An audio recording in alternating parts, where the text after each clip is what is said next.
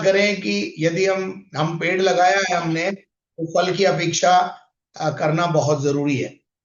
तो मैं आज आपको, इससे पहले कि मैं आत्मा का फल, जो आत्मा का 9 फल है, उसके बारे में आपसे बात करूं, मैं आपको ये बताना चाहता हूं कि जो पवित्र आत्मा पाया हुआ व्यक्ति है, उसकी अपनी एक अलग पहचान है, और वो केवल अन्य भाषा बोलता है ऐसा नहीं है। अन्य भाषा बोलना उसका एक साइन है, पर उसके अंदर एक सामर्थ काम करती है, और उस सामर्थ का प्रकटीकरण होता है। अगर मैं आपसे कहूं कि यूहन्ना रचित सुसमाचार, उसका 15वां अध्याय, और उसके कोई मेरे लिए 16 पद को पहले पढ़े। तुमने मुझे नहीं चुना। प्रभु यीशु मसीह कहता है, भाई मेरे को तुमने नहीं चुना है, परंतु मैंने तुम्हें चुना है, मैंने तुम्हें चुना है, और नियुक्त किया है, और तुम्हें अपॉइंट किया है, नियुक्त किया है कि तुम जाकर फल लाओ। क्या? काई के लिए अपॉइंट किया है? काई के लिए उसने हमको चेला अपॉइंट किया है? काई के लिए हम उसको फॉलो कर रहे हैं? यीशु मसीह कहता है, I appoint you for the fruitful life. एक फलवंत जीवन जीने के लिए मैंने तुम्हारी नियुक्ति की है। इसको थोड़ा पीछे कर, मैंने तुम्हारी नियुक्ति की है। इसको मैंने तुम्हारी नियुक्ति की है कि तुम जाकर फल लाओ। फल लाना हमारा काम है। अब फल लाना, कौन सा फल लाना है हमको? कोई अमरूद नहीं लगाना है अपने अंदर, हमें कोई आम नहीं लगाना है अपने अंदर। ये काम तो दुनिया के जो हरे हरे बड़े पेड़ खेतों में होते हैं वो करते रहते हैं, लेकिन हम प्रभु यीशु मसीह का आत्मिक बगीचा है, और उस बगीचे में हमें भी प्रभु ने एक पेड़ के समान रखा है। और अगर हमको उसने पेड़ के समान रखा है, तो हर व्यक्ति पेड़ से अपेक्षा करता है कि वो फल लाए। और उसके बाद देखिए, वहां पर एक और बात लिखी है, बहुत बेहतरीन बात, कि तुम्हारा फल तुम्हारा फल बना रहे। हमारा जो फल है वो सीजनल नहीं है। आत्मा का जो फल है वो सीजनल नहीं है। जैसे हर दुनिया के जो पेड़ है वो अपने सीजन में फल देते हैं, और सीजन के बाद खत्म हो जाते हैं। और सीजन के बाद अगर कोई उसमें जाकर के फल ढूंढे, तो सीजन के बाद उसमें वो फल नहीं मिलता। फिर सीजन आता है, फिर पेड़ में फल लगता है। लेकिन प्रभु ने हमको ऐसा सीजनल पेड़ नहीं बनाया है। हमको प्रभु ने फॉरएवर फलने वाला पेड़ बनाया है। हमारा ऐसा नहीं हो सकता कि हम दिसंबर में जाग जाएंगे और दिसंबर में फल दिखाएंगे और गाना गाएंगे, राजा यीशु आया, राजा यीशु आया, बाकी हम जनवरी के अंदर फिर ठंडे पड़ जाएंगे। नहीं नहीं नहीं, इसलिए नहीं। हमारा फल हमारी लाइफ में हमेशा बना रहे। अब आप अगर इसी का 8 पद भी पढ़ दीजिए। मेरे पिता की महिमा इसी से होती है। यीशु मसीह कहते हैं, मेरे पिता की महिमा। अगर आप ये महिमा का कारण बनना चाहते हैं, अगर आप ये चाहते हो कि आपके जीवन के द्वारा परमेश्वर की महिमा हो, तो कि तुम बहुत सा फल लाओ। तुम थोड़ा फल लाओ। देखिए, यहां शब्दों पर ध्यान दीजिए। थोड़ा फल लाओ या 1-2 फल लगा लो, नहीं नहीं नहीं, वहां लिखा है तुम बहुत सा फल लाओ, और उसके बाद तुम मेरे चेले ठहरोगे। इसका मतलब क्या है? यदि आपका जीवन निष्फल है, you are not disciple of Christ, आप प्रभु यीशु के चेले नहीं बन सकते। तो फलवंत होना मेरे और आपके लिए बहुत जरूरी है। एक आयत मेरे लिए आप कोई में से कोई भी पढ़े, या लूका का 6 अध्याय, उसका 43 और 44 पद, 43 एंड 46, 44। कोई अच्छा पेड़ नहीं है जो बुरा फल ला सकता है, और ना तो कोई निकम्मा पेड़ कोई बुरा पेड़ अच्छा फल नहीं ला सकता है, और हर एक पेड़ अपने फल से पहचाना हर जाता एक है। पेड़ अपने फल से पहचाना जाता है। कभी कभी क्या होता है, मैं आपको बताना चाहता हूं कि कभी कभी हम किसी बगीचे में जाते हैं, कुछ पेड़ों के जो पत्ते होते हैं वो हमें कंफ्यूज कर देते हैं, उनके साइज हमें कंफ्यूज कर देते हैं, और हम उसको समझ नहीं पाते कि ये काय का पेड़ है। अगर आप जामुन का पेड़ और आम का पेड़ लगभग पास पास देखेंगे, और उन दोनों में ना जामुन लगा है ना उसमें आम लगा है, तो आप कंफ्यूज हो जाएंगे कि ये कौन सा पेड़ है। तो वहां क्या होगा कि पेड़ अपने फलों से पहचाना जाता है। तो जब पेड़ में फल लगा हुआ होता है, हम तुरंत पहचान जाते हैं ये जामुन का पेड़ है, हम तुरंत पहचान जाते हैं ये आम का पेड़ है। इसी प्रकार से हमारे जीवन में आत्मा का 9 फलों को जब लोग हमारे अंदर देखेंगे, तुरंत पहचान लेंगे ये मसीह लोग हैं, ये प्रभु के लोग हैं, ये परमेश्वर के लोग हैं, वो परमेश्वर के जन हैं, ये प्रार्थना करने वाले परिवार हैं। हमारे फलों से, हमारे स्वभाव से, हमारे बातचीत करने के तरीकों से लोग हमें पहचानने लगेंगे। आपको पता है, प्रभु यीशु मसीह के पकड़वाए जाने के समय में पतरस के विषय में क्या बोलती है वो लड़की क्या बोलती है? तेरी बोली तेरा भेद खोलती है कि तू यीशु मसीह का चेला है। तेरी बोली तेरा भेद खोलती है कि तू यीशु मसीह का क्या है? चेला है। क्या मैं आपसे पूछना चाहता हूं, क्या आपके कलीग्स के बीच में आपकी बोली ये भेद खोलती है कि आप मसीह हैं? क्या आपका बोलना, उठना, बैठना, चलना फिरना इतना सलोना है कि आपके पड़ोसी और आपके कलीग्स और आपके दूर नजदीक के रिश्तेदार, मित्रगण, पड़ोसीगण, सहयात्री, क्या आपके एटीट्यूड से कभी आपको उन्होंने पहचाना कि भैया लगता है आप पेंटिकॉस्टल हैं, लगता है आप मसीह हैं, लगता है हमें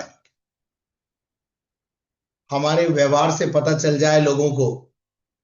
हमारे अंदर लोग फल देखना चाहते हैं, हमारे फलों से लोग हमें पहचाने। पेड़ अपने फलों से पहचाना जाता है। मान लीजिए पेड़ आप हैं, लेकिन आपको पहचानेंगे क्या इसे? आपको पहचानेंगे आपके स्वभाव से, आपका वे ऑफ टॉकिंग। परमेश्वर के वचन में याकूब की पत्री 3 अध्याय उसका 17 पद कोई मेरे लिए पढ़े। याकूब 3:17। अभी मैं आपको आत्मा के फलों के अंदर लेके जाऊंगा, लेकिन अभी थोड़ा मैं पहले पेड़ और फल के बारे में बात कर लूं। हाँ पढ़ो। तब मैं उनके साथ उतर कर चौरस जगह पे खड़ा हुआ। याकूब 3 पर जो ज्ञान ऊपर से आता है, जो ज्ञान ऊपर से आता है, जो बात ऊपर से आती है, जो चीज परमेश्वर की ओर से आती है, जो पवित्र आत्मा कभी पाताल से नहीं आया, पवित्र आत्मा आपके पास ऊपर से आया है। और जो चीजें ऊपर से आती है, जो अभिषेक ऊपर से आता है, जो आत्मा आपके ऊपर से उंडेला जाता है, वो मनुष्य के जीवन को बदल देता है, मनुष्य के स्वभाव को बदल देता है। और यहां पर लिखा हुआ है, पढ़ो बेटा। वह पहले तो पवित्र होता जो है। ज्ञान, जो आत्मा ऊपर से आप पर आया है, सबसे पहले वो आपके जीवन को पवित्रीकरण में लेकर के जाता है, शुद्धिकरण करता है आपका, और उसके बाद क्या बनाता है? फिर मिलनसार, फिर आपको मिलनसार बनाता है, आपके अंदर से लड़ाई झगड़े की आत्मा को निकाल देता है, क्योंकि ज्ञान और आत्मा आपको ऊपर से दिया गया है। आप मिलनसार हो जाते हैं। अगला पॉइंट है कोमल। कोमल हो जाते हैं आप, आपकी हार्डनेस खत्म हो जाती है। आपके अंदर से, जैसा परमेश्वर के वचन में लिखा है कि आपके अंदर से कठोर हृदय निकाल करके और मांस का हृदय प्रभु दे देता है, कोमल बना देता है, अंदर से सॉफ्ट हार्ट हो जाता है आपका, आप लोगों पर दया करने वाले बन जाते हैं। ये एक ऐसा पेड़ का जन्म हो जाता है उसके बाद लिखा है कोमल के बाद और मृदु भाव, मृदु भाव। आत्मा पाया हुआ व्यक्ति मृदु भाव होता है, मिलनसार होता है, कोमल होता है, सॉफ्ट हार्टेड होता है और मृदु भाव। उसके बोलने से लोगों को घाव नहीं मिलते पर घाव चंगे हो जाते हैं। और उसके बाद नीचे लिखा हुआ है और दया, दया, दया, दया, करुणा, दया और अच्छे फलों से लदा हुआ।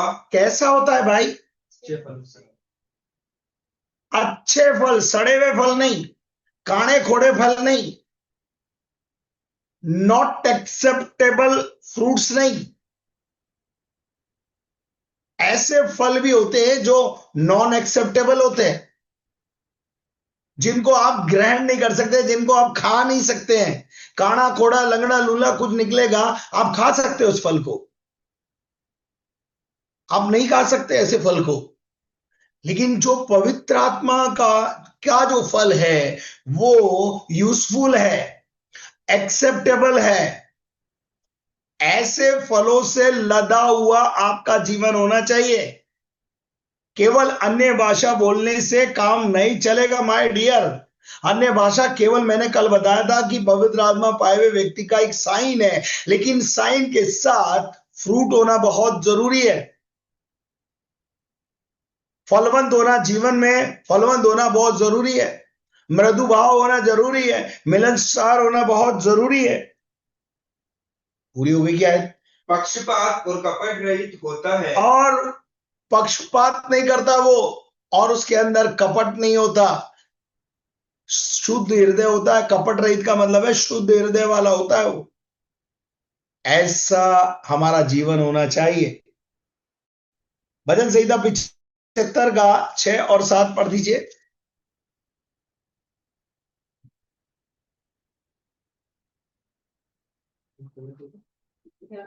क्योंकि बढ़ती ना तो पूर्व से, भैया बढ़ती यानी फल ना तो पूरब से आते हैं ना पश्चिम से आते हैं, पश्चिम से और ना जंगल की ओर ना से कोई आते हैं, जंगल से आते हैं, और परंतु परमेश्वर ही न्याय है। परमेश्वरी न्यायी है, परमेश्वर ही बढ़ाता है, परमेश्वर ही फल देता है। अगर आप परमेश्वर में जुड़े रहोगे, परमेश्वर, प्रभु यीशु मसीह कहता है सच्ची दाखलता मैं हूं और तुम डालियां हो, और जो डाली मुझ में बनी रहती है वो फल लाती है। अगर आपको फलवंत जीवन चाहिए, आप प्रभु में जुड़े रहिए, वचन में जुड़े रहिए, प्रार्थना में बने रहिए। और जो डाली फल नहीं लाती वो काट डाली जाती है और आग में झोंक दी जाती है। तो फल लाना जरूरी है। पहले इंपॉर्टेंस ऑफ द फ्रूट समझ लो आप। और यूहन्ना कहता है मत्ती 3:8 में कि कुल्हाड़ा पेड़ की जड़ पे रखा हुआ है। कहां रखा हुआ है कुल्हाड़ा? पेड़ की जड़ पे रखा हुआ है। पेड़ की जड़ पर कुल्हाड़ा कौन से वाले पेड़ पे रखा जाता है? जो फल नहीं लाता, जो फल नहीं लाता उसके लिए लिखा हुआ है कि कुल्हाड़ा तेरे पेड़ की जड़ पे रखा हुआ है। लेकिन जो फल लाता है वो कुल्हाड़ा जो है, वही कुल्हाड़ा उसको क्या करता है? छांटता है ताकि और फल लाए। जब परमेश्वर का वचन आपकी छटनी करे, जब आपको छांटना शुरू करे, जब आपका पास्टर परमेश्वर के वचन से कुछ बातों को बोले तो और आपको लग रहा है कि मेरी कटाई छटाई हो रही है, तो समझ लेना परमेश्वर आपको फल लाने के लिए तैयार कर रहा है।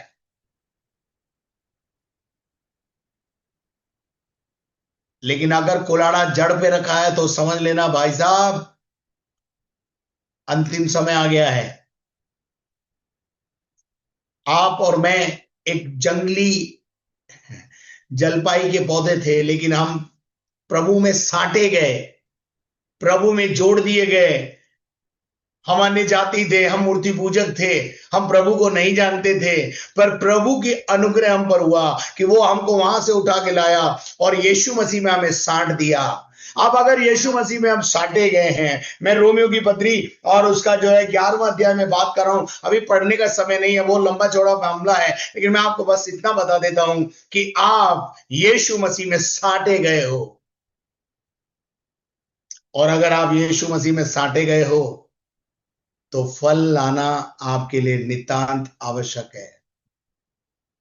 जो पेड़ फल नहीं लाता, कुल्हाड़ा उसके जड़ पर है, और जो फल लाता है उसके भी कुल्हाड़ा तो पड़ता है, लेकिन कुल्हाड़ा उसके कहाँ रखा हुआ है? टहनियों पे रखा हुआ है। और टहनियों पे जब रखा है तो वो कटाई और छटाई जो होती है वो भी हमारे लिए फ्रूटफुल होती है।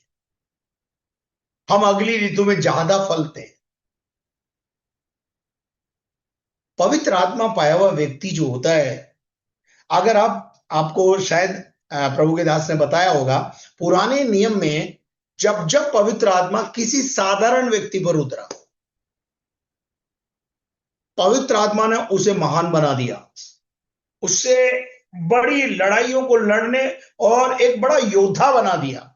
वो पवित्र आत्मा पाने के बाद फिर एक साधारण व्यक्ति नहीं रहा।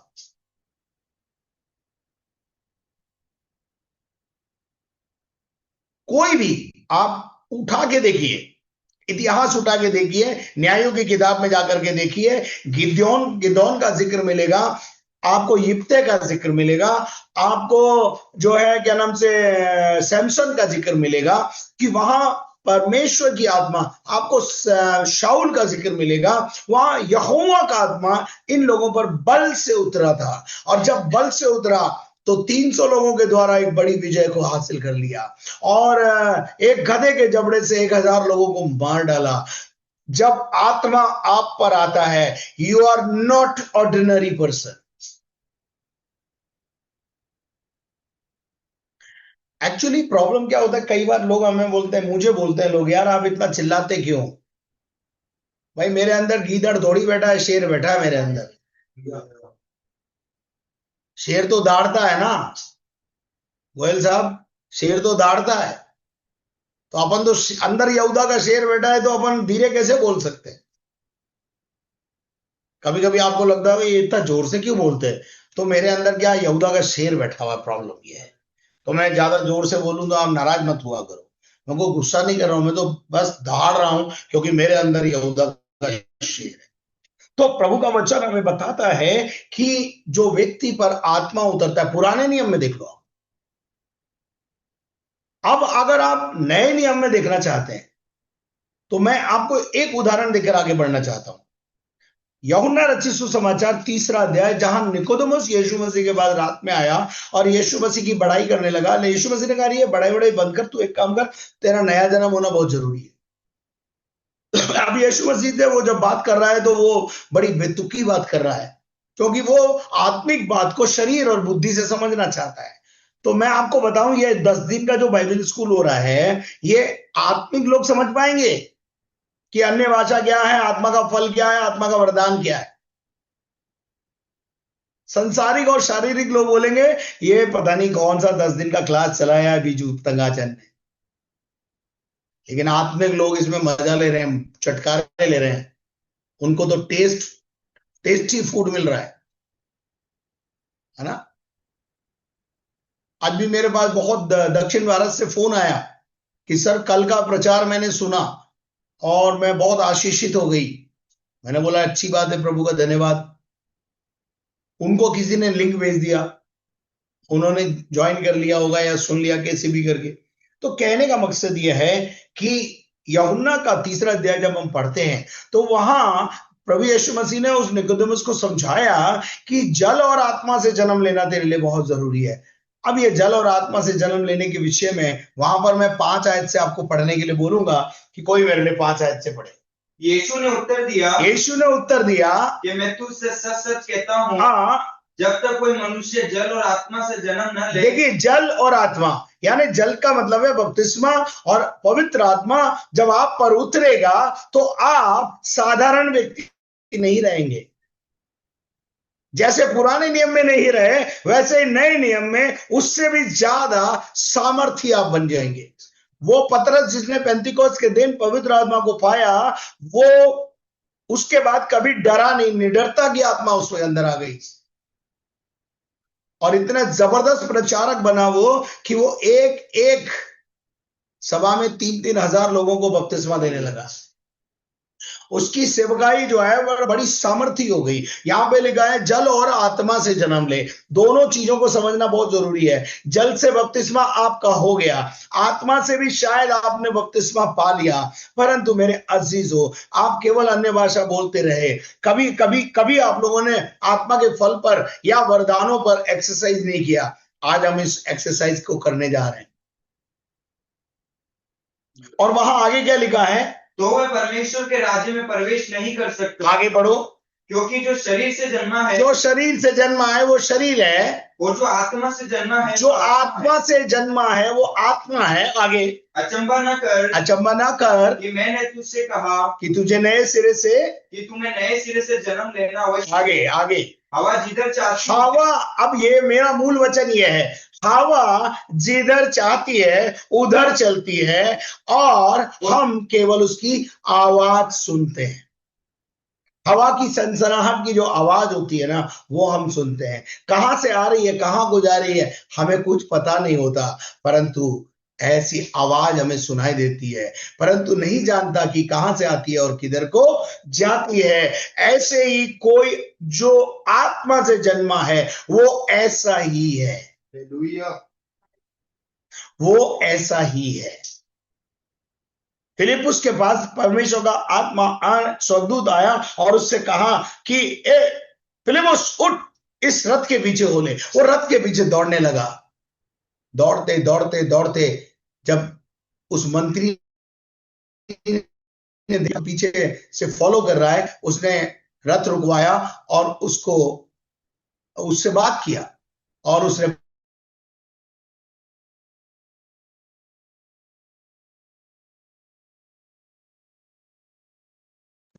शायद फिलिपुस ने बोला होगा कैन आई हेल्प यू, क्या मैं आपकी कुछ मदद कर सकता हूं। और तुरंत उसने रथ रुकवाया और फिलिपुस को अपने रथ में बैठा लिया। और जैसे ही फिलिपुस रथ में बैठा और परमेश्वर के वचन से उसने उसको बताना शुरू किया, और थोड़ी ही देर के बाद जल आ गया। जल से बपतिस्मा देने दोनों उतरे, बपतिस्मा हुआ। उसके बाद बाइबल बताती है आत्मा उसे उठा के ले गया।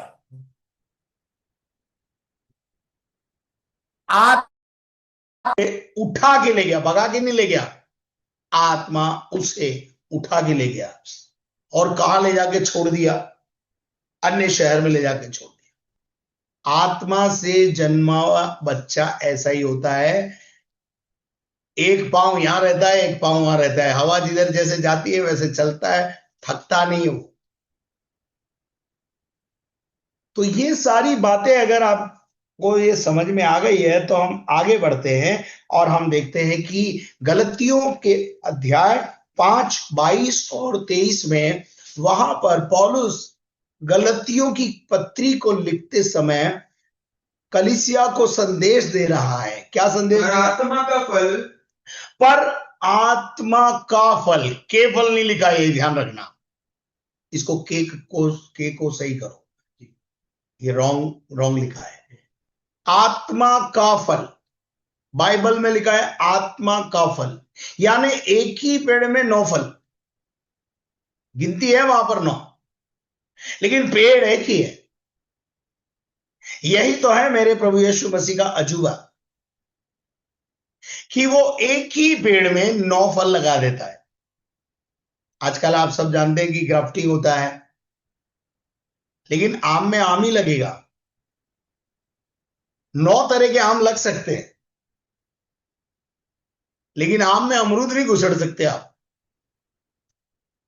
लेकिन हमारा प्रभु महान है, उसने आत्मा का फल एक ही व्यक्ति के अंदर इम्प्लांट कर दिया है।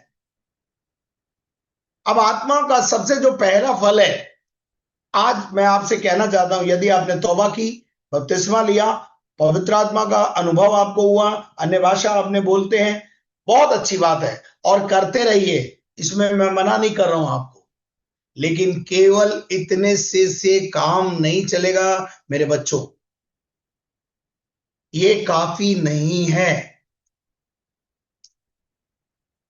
यदि आपका दावा है कि आप आत्मा पाए हुए व्यक्ति हो, यदि आपका ये अनुभव है कि मैंने अपनी कलीसिया में या इन 10 दिनों की बाइबल स्कूल में पवित्र आत्मा का टच पाया, मुझे पवित्र आत्मा ने जो मुझे छुआ है, तो मैं आपको बताना चाहता हूं, कहानी यहाँ खत्म नहीं होती है, कहानी अध्याय यहां से शुरू होता है,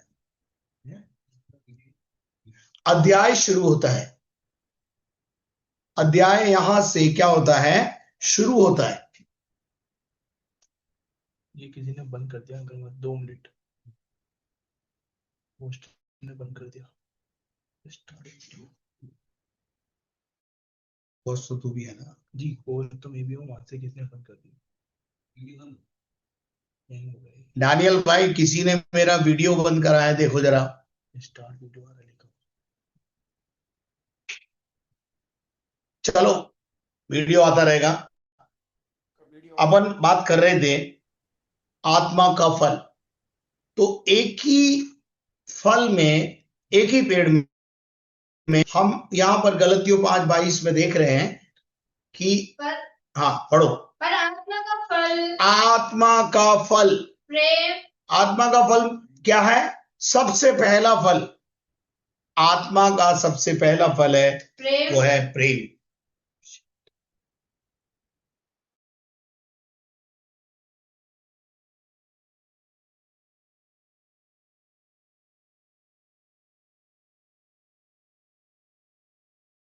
पहला फल जो है वो है प्रेम, पहला फल जो है वो प्रेम है। और प्रेम के विषय में हमने बहुत सारी बातें जानते हैं हम, और मैंने जैसा बताया आपको कि हर धर्म का एक आधार है। जैसे मुस्लिम धर्म जो है वो ईमान पे टिका हुआ है, और अगर जैन धर्म को देखें, बौद्ध धर्म को देखें, तो वो जो है क्या नाम से उस पे टिका हुआ है, क्या नाम से अहिंसा पे टिका हुआ है, और हिंदू धर्म कर्म पे टिका हुआ है। लेकिन मसीही धर्म प्रेम पे टिका हुआ है। अगर प्रेम नहीं है तो सब व्यर्थ है। आप कितनी भी अन्य भाषा बोलें, सब व्यर्थ है। अन्य भाषा बोलने से कोई लाभ होने वाला फिर आपको नहीं है। तो इसलिए जो है कि प्रेम को, पहला कुरिन्थियों 13वां अध्याय उसके 4 पद को जब हम पढ़ते हैं तो वहां पर इस प्रकार से लिखा है, जरा पढ़िए 13:4।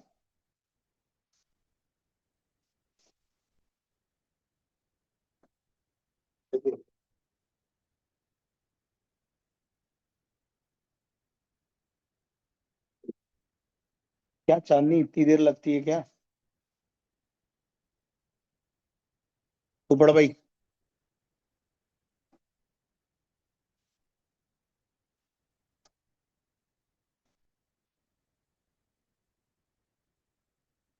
प्रेम धीरज रखते हैं, प्रेम जो है, प्रेम जो फल है, आत्मा का फल है, और कृपालु है, और क्या है? कृपा से। बस प्रेम के विषय में अपन यहां पर बात कर रहे हैं। प्रेम जो है वो धीरज धरता है, कृपा कृपा रखता है, और प्रेम दाह नहीं करता, हाँ प्रेम अपनी बड़ाई नहीं चाहता, हाँ, और भूलता नहीं। फूलता नहीं है। और यहां पर हम देखते हैं कि जो प्रेम भी कई प्रकार के हैं। जो परमेश्वर का प्रेम है वो अगापे प्रेम है, वन साइडेड लव है, एक तरफा प्रेम है। एक तरफा प्रेम के लिए हम परमेश्वर के प्रेम से ही इसको समझ पाएंगे कि परमेश्वर का प्रेम जो है वो एक तरफा प्रेम है। प्रेम जो है वो हमेशा लोगों की भलाई के लिए होता है। प्रेम कभी किसी का नुकसान नहीं करता, प्रेम बुरा नहीं मानता है, प्रेम झुंझलाता नहीं है। और ये आत्मा पाए हुए एक व्यक्ति में ये सारे के सारे फलों का होना बहुत जरूरी है। इसको पीछे कर। आत्मा के फलों का आपके हमारे लाइफ में होना बहुत जरूरी है। वो अंधेरी नहीं चलता, रिफ्लेक्शन आ रहा है, इधर कर दे।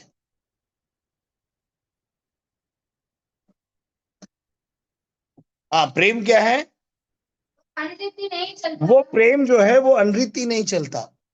तो आत्मा का फल आपकी लाइफ में होना बहुत जरूरी है। अगर आत्मा का फल आपकी लाइफ में नहीं है तो कुछ भी होने वाला नहीं है।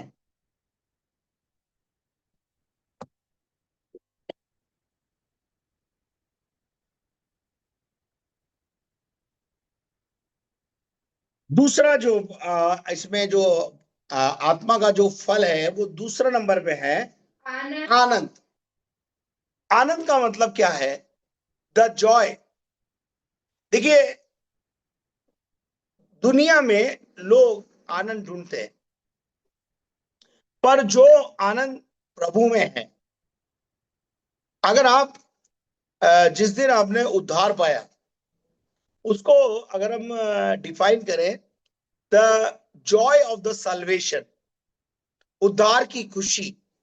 कई बार हमारे जीवन में हम अपने जीवन में महसूस करते हैं कि हम अपना उद्धार की जो पहले दिन खुशी थी हमारे को, वो उद्धार की खुशी कुछ दिनों के बाद हमारे जीवन से चली जाती। उद्धार की खुशी हमारे जीवन में हमेशा बनी रहनी चाहिए। आनंद हमेशा हमारा बना रहना चाहिए। विश्वासी के जीवन में आनंद जो है वो हमेशा बना रहना चाहिए। आनंद को कभी खोना नहीं है। आनंद जब हमारे जीवन में रहेगा, हमारे जीवन में प्रसन्नता, उल्लास और उत्तेजना हमेशा भरी रहेगी। आनंद जो प्रभु में है वो सर्वदा का है। इस धरती पे भी आनंद है और उधर स्वर्ग में जाने के बाद भी आनंद है। पर जो आनंद हम दुनिया में ढूंढते हैं वो आनंद जो है वो क्षणिक है।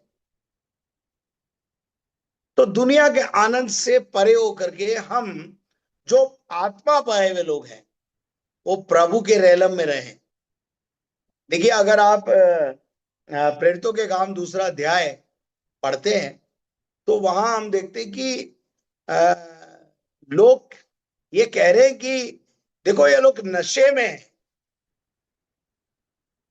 लेकिन वहां पर पतरस समझा रहा, भैया हम नशे में नहीं है, हम एक अलग प्रकार का आनंद को महसूस कर रहे हैं जो पेंतिकोस्त के दिन महसूस हुआ। तो वो आत्मा का जो फल है वो हमारे जीवन में आनंद देता है। अब हम अगर आनंद प्रभु में ढूंढ रहे हैं, पौलुस कहता है आनंदित रहो, मैं फिर कहता हूं आनंदित रहो। अब आनंदित काई में रहना है? प्रभु में। जो व्यक्ति आत्मा पाया हुआ है और उसके अंदर खुद के अंदर आनंद नहीं है और वो आनंद के ऊपर प्रचार करता है या आनंद की बातें करता फिरता है, तो ये पॉसिबल नहीं है। आपके जीवन में आत्मा का जो फल है वो है आनंद। वो आपके जीवन में दिखाई देना चाहिए। देखिए, हमेशा फल दिखाई देगा। और एक और बात मैं यहां बोल कर आगे बढ़ूंगा, जब भी आपके जीवन में फल दिखाई देने लगेगा तो लोगों का कमेंट्स और पत्थरों का आना चालू हो जाएगा। यदि आप अपने मसीही जीवन में कमेंट्स से, कटाक्ष से परेशान हैं तो मैं आज आपको एक गुड न्यूज दे रहा हूं, आप परेशान मत होइए, क्योंकि ऐसे पेड़ पर कोई पत्थर नहीं मारता जिसमें फल नहीं होते, पर जिसमें फल होते हैं उस पर लोग, बच्चे, देखने वाले, उनका मन ऐसा हो जाता है कि वो पत्थर मारे। अब पेड़ की क्वालिटी क्या है? पत्थर को पकड़कर वो पत्थर का जवाब पत्थर से नहीं देता। पत्थर का जवाब हमेशा पेड़ जो है वो फल से देता है। आपका जीवन भी ऐसा ही होना चाहिए। पवित्र आत्मा का दान पाया हुआ व्यक्ति ऐसा ही होना चाहिए। गाली के बदले गाली नहीं देना, पर गाली के बदले आशीष देना। किसी ने आपको पत्थर मारा है, आप देखिए एक पेड़ पे आए बच्चे पत्थर मारते हैं, तो पेड़ ने कभी भी पत्थर को पकड़ के वापस बच्चे का सर नहीं फोड़ा, या पत्थर फेंकने वाले का सर नहीं फोड़ दिया, लेकिन उसने उस पेड़ उस पत्थर के बजाय मीठा सा एक फल नीचे गिरा दिया, जिसे खाकर वो आनंदित हो गया। आप लोगों को आनंद देने वाला फल है। आपके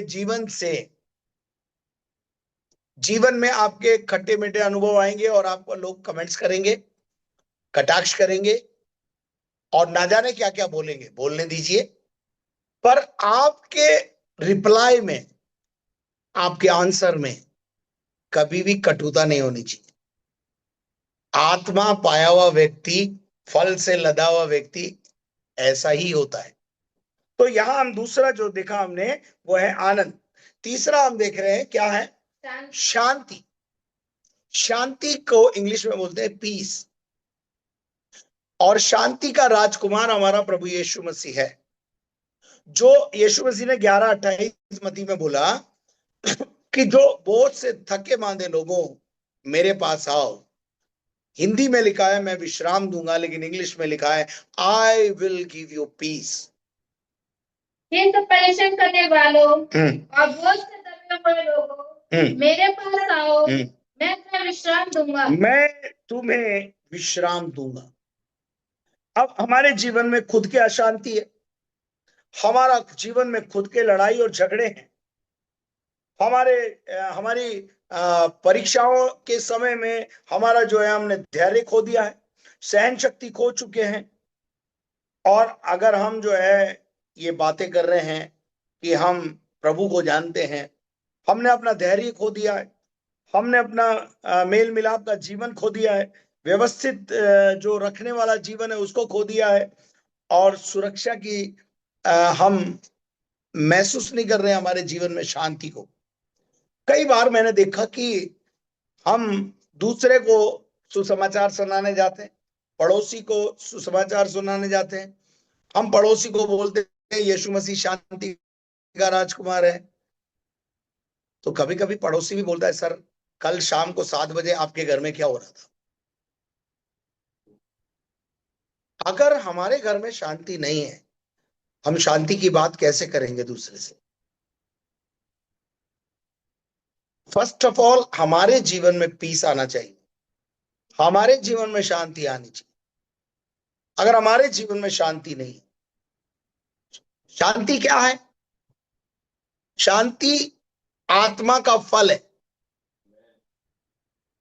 अगर आपने पवित्र आत्मा पाया है तो आप एक शांत स्वभाव के व्यक्तित्व को प्रकट करने वाले व्यक्ति बनेंगे।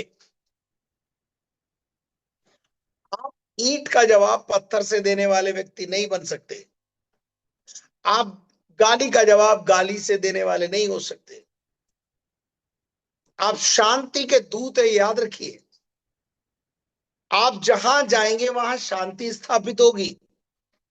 आप शांति स्थापित करने के लिए शांति के दूत बनाए गए। और अगर आपके जाने से शांति नहीं मिल रही है, आपके जाने के बाद पति पत्नी में झगड़ा हो रहा है, लड़ाई हो रहा है, तो ऐसा आत्मा पाया हुआ व्यक्ति भाई क्या करेगा? फिर कौन पसंद करेगा ऐसे आत्मा पाए हुए व्यक्ति को? तो जब भी आप कहीं जाएं, अपने साथ शांति के राजकुमार को लेके जाएं। और इस बात का ध्यान रखें कि आत्मा का तीसरा फल जो है वो शांति है। उसके बाद चौथा फल जो है, अगर आप यशायाह 45 का 7 पढ़ें बेटा, फिर आगे बढ़ेंगे हम।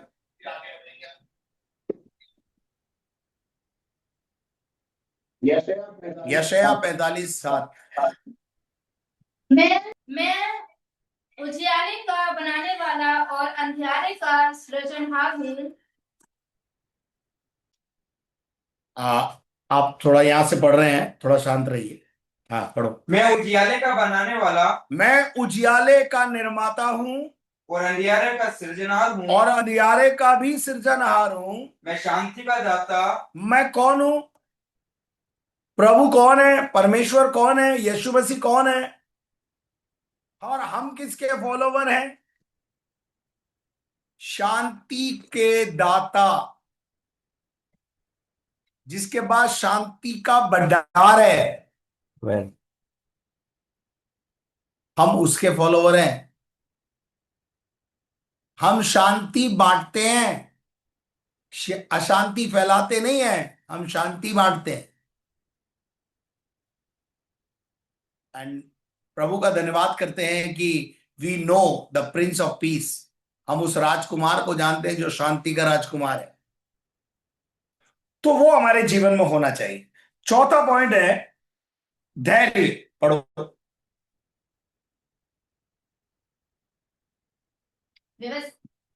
गलतियों 5। धीरज। क्या है? धीरज। धीरज जो है वो मैं आपसे ऐसा कहना चाहता हूं, मैं अक्सर मेरी कलीसिया में बोलता हूं, धीरज मनुष्य का गहना है। अगर आपने धीरज खो दिया ना अपने जीवन में, आप बहुत कुछ खो दोगे। लेकिन आपने अपने जीवन में धीरज को बनाए रखा, आपने अपने धीरज को खोया नहीं। धैर्यशील आपको, आप वो व्यक्ति मत बनिए कि ईंट का जवाब पत्थर से दे दिया, मैं खाए बिना रह सकता हूं, बोले बिना नहीं रहूंगा।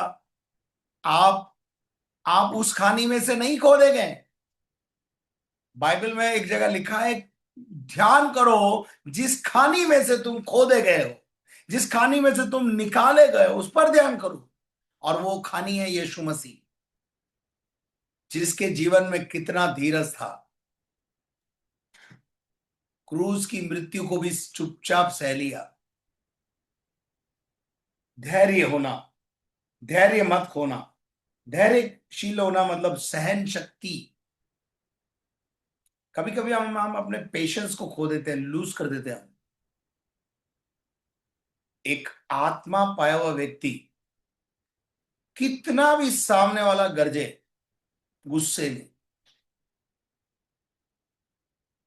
आप मुझे एक बात बताइए, परमेश्वर के वचन में एक मुझे याद, बाइबल याद में, बाइबल में एक आयत है कि बुरा व्यक्ति बुरे भंडार से बुरी बातें निकालता है,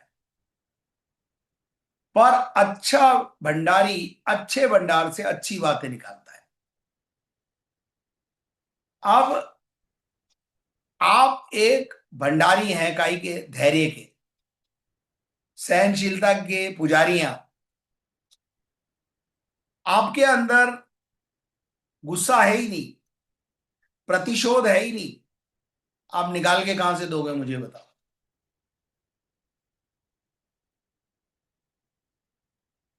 आप केमिस्ट की दुकान पे जाए और उससे बोले 2 किलो शक्कर दे दो, वो कहेगा भैया मैं केमिस्ट हूं, मैं मेडिसिन बेचता हूं, आपको कितनी मेडिसिन चाहिए, कौन सी मेडिसिन चाहिए, आप वो बताओ, मैं आपको दूंगा। जो आदमी जिस चीज का भंडारी होगा, आप आत्मा के भंडारी हो, आप आत्मा के फलों के भंडारी हो। बुरा व्यक्ति बुरे भंडार से बुरी बातें निकालेगा और भला व्यक्ति भले भंडार से भली बातें निकालेगा। आप किस प्रकार के भंडारी हो? आप धीरज को अपने जीवन में भंडार में रखो और समय आने पर उसको निकालो, उसका इस्तेमाल करो, वो आपका गहना है। जिंदगी में एक बात ध्यान रखना, आत्मा पाया हुआ व्यक्ति पेशेंस से भरा हुआ होता है। अगर आप में पेशेंस नहीं है तो आपका दावा ही झूठा है कि आप आत्मा पाए हैं। भला मनुष्य बस पहला कुरिन्थियों 13 अध्याय 4 से 7 तक जब हम पढ़ रहे हैं तो वहां पर हमको ये देखने को मिल रहा है कि हम धैर्य को बनाए रखे अपने जीवन में। पढ़ो 13 का 4 से 7। प्रेम धीरजवंत है, हाँ, और कृपाल है। प्रेम क्या है? प्रेम, अगर आत्मा के पहले फल को आपने प्राप्त किया है तो उसमें ये लटक के आ गया आपके साथ। ये यूं समझ लो, ये बोनस में आ गया आपके साथ।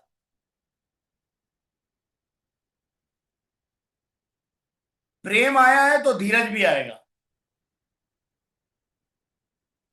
और उसके बाद क्या लिखा है? और कृपाल है, और कृपा करने वाला है, और प्रेम डाल नहीं करता, आगे प्रेम अपनी बड़ाई नहीं करता, हाँ, और फूलता नहीं, हाँ, वह अनरीति नहीं चलता, वह अपनी भलाई नहीं चाहता, झुंझलाता नहीं है, बुरा नहीं मानता, आगे कुकर्म से आनंदित नहीं होता, गलत कामों में साथ नहीं देता, और परंतु हाँ, सन्ने से आनंदित होता है। हाँ, दूसरा कुरिन्थियों 6:4-6।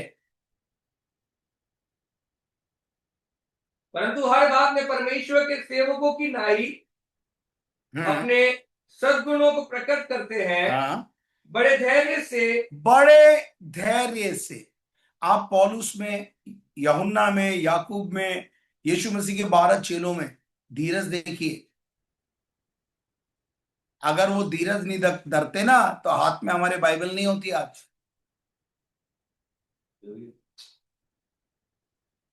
धीरज से उन्होंने अपने सब कुछ सह लिया, और उसके बाद क्लेशों से, दरिद्रता से, संकटों से, हाँ, कोड़े खाने से, हाँ, कैद होने से, हाँ, हुल्लड़ों से, परिश्रम से, जागते रहने से, उपवास करते रहने से, हाँ, पवित्रता से, ज्ञान से, धीरज से, धीरज आया, फिर दोबारा आया धीरज, और कृपालुता से, हाँ, पवित्र आत्मा से, हाँ, सच्चे प्रेम से, सत्य के वचन से, परमेश्वर की सामर्थ से, धार्मिकता के हथियार से, जो दाहिने बाएं हैं। कहने का मकसद ये है कि आप अपने जीवन में धीरज को बना के रखिए। बहुत सारे रेफरेंस हैं, अगर आप इसके नोट्स मेरे से चाहते हैं तो मैं आपको भेज दूंगा, क्योंकि रेफरेंस देने का मेरे पास अभी समय नहीं है, और रेफरेंस पर बयान करने का भी समय मेरे पास नहीं है। अपन आगे चलते हैं। 5वां पॉइंट है हमारा कृपा। कृपा जो है वो हमारे चरित्र में एक कृपालु स्वभाव होना चाहिए हमारा, और उसके बाद लिखा है कि वो मृदुभाषी होना चाहिए, दयालु, संयमी, सुसंगत और शिष्टाचार। अब ये सुसंगत क्या है? अच्छी संगति। और शिष्टाचार क्या है? शिष्टाचार की बहुत सारी बातें हैं। शिष्टाचार में बहुत सारी बातें हैं जो हमको सीखनी है। एक पवित्र आत्मा पाया हुआ व्यक्ति शिष्टाचारी होता है, याद रखिए। उसका हृदय हमेशा धन्यवाद से भरा हुआ होता है, थैंक यू बोल के जाता है। ये आपके जीवन में भी होना चाहिए। अगर हम दूसरा तीमुथियुस 2:24-26 तक पढ़ेंगे तो वहां हमको कृपा के विषय में थोड़ी सी जानकारी मिल जाएगी। पढ़िए। प्रभु के दास को हाँ, झगड़ालू होना ना चाहिए। प्रभु का दास या एक सेवक को या एक विश्वासी को झगड़ालू नहीं होना चाहिए, पर सबके साथ कोमल स्वभाव, कोमल व्यवहार और शिक्षा में निपुण होना चाहिए, और सहनशील हो, और सहनशीलता होनी चाहिए, और विरोधियों को नम्रता से समझाए, और विरोधी अगर आ जाए तो उनके साथ नम्रता से बात करने वाला होना चाहिए। क्या जाने परमेश्वर उन्हें मन फिराव का मन दे, आगे कि वे भी सत्य को पहचाने, आगे और इसके द्वारा उसकी इच्छा पूरी करने के लिए सचेत होकर शैतान के फंदे से छूट जाए। ठीक है, जब आपका विरोधी आपके सामने आए ना, तो आपको एक बात हमेशा ध्यान रखनी है। आपको पता है ना कि यीशु मसीह ने क्रूस कलवरी पर पहला कलमा क्या बोला? हे पिता इन्हें क्षमा कर, क्योंकि ये जानते नहीं ये क्या कर रहे हैं। जो विरोधी आया है ना विरोध करने, उसको पता नहीं है वो क्या कर रहा है। उसको ये पता नहीं है कि वो क्या कमा रहा है। उसको ये पता नहीं है वो किसका विरोध कर रहा है। मैं आपको एक बात बताना चाहता हूं, वो सत्य का विरोध कर रहा है। और पौलुस कहता है सत्य के विरोध में तुम कुछ कर नहीं सकते हो। सत्य के लिए कर सकते हो, पर सत्य के विरोध में कुछ नहीं कर सकते। पर हमारा हृदय उनके प्रति कृपा से भरा हुआ होना चाहिए कि यार ये जानता नहीं है भाई इसने क्या किया। 2006 में एक हमला हमारे ऊपर हुआ जो आरोपी थी उनको पकड़ा गया और मुझे बुलाया गया कि साहब इनके खिलाफ एफआईआर लिखाओ। मैंने बोला साहब जो इन्होंने सीखा था अपने गुरुओं से इन्होंने हमें दिया, पर हमारे गुरु ने भी हमें कुछ सिखाया, हम इनको देना चाहते हैं। और उन्होंने बोला क्या देना चाहते हैं? मैंने कहा साहब देखो इनको नींद आ रही, जाने दो, इनको सोने दो, तरस खाओ इन पर। और आप यकीन कीजिए थाने का माहौल बदल गया, मुझे उन पर दया आ गई। मैंने कहा यार अगर इनके खिलाफ एफआईआर लिखाई तो इनकी सरकारी नौकरियां चली जाएगी, इनके इनके बीवी बच्चे बेघर हो जाएंगे, 2-3 साल के लिए अंदर चले जाएंगे। ये कोई कम ऑफेंस थोड़ी होता है कि आप किसी भी धार्मिक व्यक्ति के ऊपर आकर के हमला कर दो, किसी भी धार्मिक स्थल पर जाकर के जो है आप चढ़ाई कर दो। अगर पूरी कानूनी कार्रवाई की जाए तो जेल हो जाएगी। लेकिन हम क्या करते हैं, एक सॉफ्ट हार्ट रखते हैं, हम बोलते हैं, जाने दो यार, ये जानता नहीं है इसने क्या किया, इसको पता है नहीं, इसकी इसने जो गलत काम किया इसकी गंभीरता भी इसको नहीं पता है, ये तो उकसाए उकसाए आ गया है किसी के। तो कृपा हमेशा बनी रहे। उसके बाद हम देखते हैं छठा पॉइंट है इसके अंदर, भलाई। अगर हम भलाई करना जानते हैं और अगर हम भलाई नहीं करते हैं तो बाइबल का परमेश्वर कहता ही है हमारे लिए पाप है। भलाई भले काम, कलीसिया याद रखिएगा, कलीसिया भले कामों के लिए सिरजी गई है। और अगर कलीसिया भले काम नहीं कर रही है तो वो कलीसिया नहीं है, क्योंकि जिस काम के लिए हम सिरजे गए वही काम हम नहीं कर रहे हैं तो क्या फायदा है ऐसी कलीसिया का। हमें अपने जीवन के अंदर भलाई करते रहना चाहिए और जीवन और आचरण में भले और दयालु और सदाचारी, हितैषी, उदार और परमेश्वर के जैसे होने की स्थिति यह हमारे जीवन में होना चाहिए। और रेफरेंस मैं यहां से अब कोट नहीं करूंगा क्योंकि आपको आगे लेके जाना है। तो कृपा आपने देखी और उसके बाद भलाई को आपने देखा। उसके बाद है अगला जो वह पॉइंट है, विश्वास। विश्वास क्या है? अनदेखी चीजों का प्रमाण है। जो चीजें आपने देखी नहीं है वो है विश्वास। भीतरी मनुष्यत्व का जीवित अलौकिक रूप में मन में बिठाया गया अर्जित और रचित सिद्धांत और परमेश्वर में जो कुछ वो कहता है उसमें संपूर्ण हृदय से भरोसा, आश्वासन, विश्वास और निर्भरता, ये है विश्वास। जिन चीजों को आपने देखा नहीं पर आप ऐसे मान लीजिए जैसे वो आपके बिल्कुल पास खड़ी है, नजदीक खड़ी है या आपके पास आ चुकी है, इसको बोलते हैं विश्वास। और विश्वास पर बहुत लंबा चौड़ा भाषण हो सकता है, पर एक बात जिंदगी में ध्यान रखना, विश्वास नया जन्म पाए हुए व्यक्ति का गहना है या धरोहर है। अपने विश्वास की रखवाली कर। पौलुस अपने बेटे तिमोथी को समझाता है विश्वास जो है वो आत्मा का फल है। विश्वास आत्मा का फल है और हमें विश्वास में धनी बनना है। विश्वास के धनी बनो, विश्वास से बड़ी बड़ी बातों की घोषणाएं करो। एक आत्मा पाया हुआ व्यक्ति जो होता है वो विश्वास का धनी होता है, विश्वास से सब बातों की घोषणा करता है और विश्वास से उन्हें हासिल भी करता है। अगर आप मेरे जीवन के बारे में जानते हैं, मैंने खंजरी से प्रभु की सेवा शुरू किया पर विश्वास था कि प्रभु कुछ बड़ा करेगा। विश्वास से सारी घोषणाएं करी, विश्वास से सब कुछ किया और जब कुछ नहीं था तब विश्वास किया, उसे ही विश्वास बोलते हैं। पा लिया उसके बाद विश्वास नहीं रहा।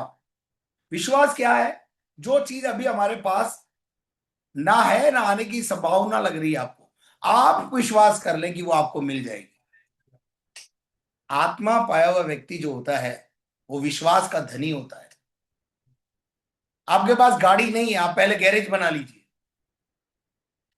विश्वास से गैरेज बना लीजिए, गाड़ी अपने आप आ जाएगी। इसको बोलते हैं विश्वास। आपके पास बच्चे नहीं है, बच्चे का नाम रख दीजिए, और थोड़े दिन में आप अपने बच्चे को अपने पास देखोगे। यह है विश्वास। विश्वास वो नहीं है जो आपने देख लिया, विश्वास वो है जो आपने देखा नहीं है। जब मैं शुरू शुरू में प्रचार करता था तो कुछ लोग मेरे से बोलते थे, आप बहुत ज्यादा स्वर्ग नरक पे प्रचार करते हो, आपने स्वर्ग देखा है? मैंने कहा देखा तो नहीं है, विश्वास है। तो बोले जब देखा नहीं तो क्या विश्वास है? मैंने बोला भैया इसी को विश्वास बोलते हैं। मैंने धीरे से उससे पूछा, मैंने कहा भाई साहब मैं आपसे एक सवाल पूछूं? बोले हाँ। बोले मैंने पूछा आपकी किडनी है? बोला हाँ। मैंने कहा कितनी है? बोले दो। मैंने कहा आपने देखी है? बोले नहीं। मैंने कहा देखने की कोशिश मत करना, जा नहीं तो वहां पहुंच जाओगे जिसका प्रचार मैं करता हूं। समझ गए होगे आप?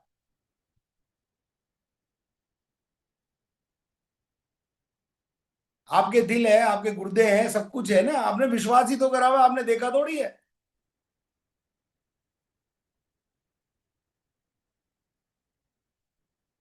आप देखिए कितना बड़ा विश्वास होता है संसारिक जगत में भी।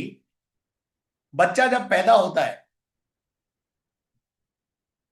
तो माँ जो होती है ना, माँ जिसने उसे पैदा किया होता है, वो जानती है कि इसका पापा कौन है, और वो बच्चे को बताती है बेटा ये तेरे पापा है। और बेटा माँ के कहने पर क्या कर लेता है? विश्वास कर लेता है, और जीवन भर बाप बोलता है उसको।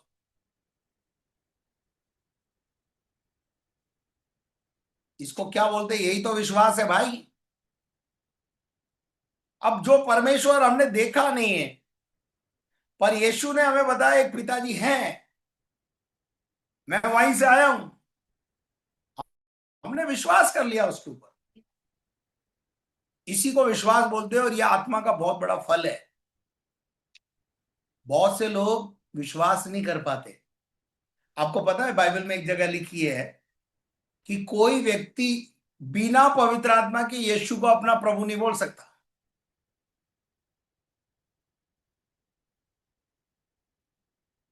तो पवित्र आत्मा जो है हमारे को ये विश्वास दिलाता है कि परमेश्वर हमारा पिता है। तो अपन आगे बढ़ते हैं, और विश्वास, उसके बाद विश्वास के बाद जो है वो है नम्रता। विश्वास के बाद क्या है? नम्रता। और नम्रता क्या है? नम्रता जो है वो ऊपर जाने की सीढ़ी है। नम्रता, दीनता, कोमलता, ये सब पर्यायवाची लगभग आजू बाजू के शब्द है। ये जो शब्द है दया, देखिए दया, कोमल, दयालु, उदार, मनोदेश, भावशाली में संतुलित, प्रतिशोध की भावना महसूस किए जाने के बिना चोटों को सहने में धीरजवद होने का स्वभाव, ये नम्रता का गुण है। अगर आपकी लाइफ में आपको ऊपर जाना है तो नम्रता धारण कर लीजिए, आप ऊपर पहुंच जाएंगे। ऊपर मतलब स्वर्ग नहीं, अपने लाइफ के अंदर उन्नति करेंगे। अगर आप घमंड करना शुरू करेंगे, घमंड नीचे आने की सीढ़ी है, नम्रता ऊपर जाने की सीढ़ी है। और पवित्र आत्मा आपको हमेशा उन्नति की ओर ले जाना चाहता है, इसलिए वो आपको नम्र बनाता है। आपको पता है बाइबल में एक जगह प्रभु यीशु मसीह के लिए कहा है, उसकी दीनता में उसे न्याय ही नहीं मिला। पिलातुस ने अदालत में बोला भैया मुंह तो खोल, ये कुछ तो बोल, तेरी सफाई में ये लोग तेरे पर आरोप लगा रहे हैं। वो कुछ नहीं बोला। क्या बोलना नहीं जानता था? उसकी दीनता में उसे न्याय नहीं मिला। हो सकता है आपकी नम्रता और दीनता के कारण लोग आपको बेवकूफ समझेंगे, आपको पागल समझेंगे, आपको कमजोर समझेंगे। मैं अपनी कलीसिया में बोलता हूं, कमजोर मत समझना। हम भी जिस गांव से आते हैं वो गांव खतरनाक है, पर हमारे हाथ और पांव दोनों यीशु मसीह ने बांध दिए हैं, वरना हमने भी चूड़ी नहीं पहनी हुई है। हमें भी जवाब आता है, ईंट का जवाब पत्थर से देना आता है हमको भी, लेकिन हम बंधे हुए हैं हमारे यीशु मसीह के वचनों से, क्योंकि हमारे प्रभु ने हमें सिखाया बदला लेना तुम्हारा काम नहीं है, बदला लेना मेरा काम है। परमेश्वर ने कहा है हमसे, कोई तुम्हें एक गाल पे थप्पड़ मारे तो दूसरा फेर देना, इस कारण से बंधे हुए हैं बाबू, वरना तू आके दिखा दे फिर हम तेरे को बता दे। लेकिन प्रॉब्लम क्या है, हम आत्मा से जन्म हो चुका है अभी हमारा। तुमको पुराना राजेंद्र डेविड के बारे में पता नहीं है। कई लोग मेरे से बोलते हैं पादरी साहब आप हमें पहले क्यों नहीं मिले, मैं बोलता हूं अच्छा हुआ पहले नहीं मिले, पवित्र आत्मा पाने के बाद तू मेरे से मिला, अच्छा हुआ। क्योंकि पहले वाला राजू भैया से मिलता है, राजेंद्र भैया से मिलता है तो पता नहीं क्या होता। तो कहने का मतलब यह है कि नम्रता, दीनता, कोमलता, ये सब आत्मा के फल का प्रतिफल है।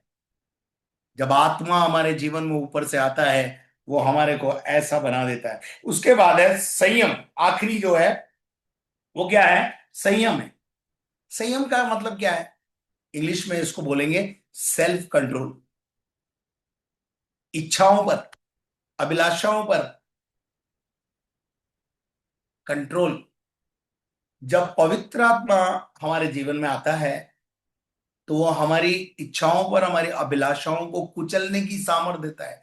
हर उस कल्पना को जो परमेश्वर के वचन के विरोध में उठती है, उसके लिए पौलुस कहता है कि तुम उसको जो है यीशु के चरणों में डाल दो। और हम इस एक्सरसाइज को करते हैं।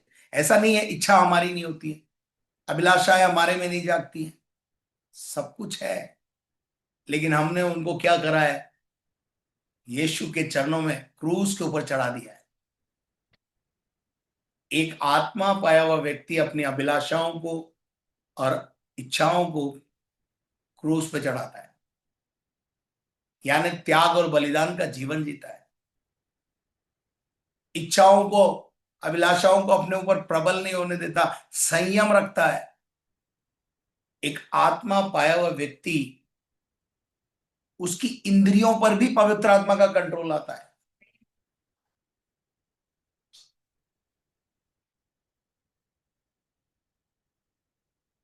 पवित्र आत्मा अगर आप पाए हुए हो, जिसका साइन आप अन्य भाषा है, लेकिन वो आपको जब आप गलत काम करने के लिए, शैतान आपको प्रेरणा देगा और पवित्र आत्मा आपको रोक देगा। वो इतना अच्छा सहायक है आपका। और आप जो है आप देखेंगे कि वो आपकी लाइफ में एक सेल्फ कंट्रोल। अब कई लोगों के जीवन में बोलने में ही कंट्रोल नहीं, उनकी भाषा पे ही कंट्रोल नहीं है,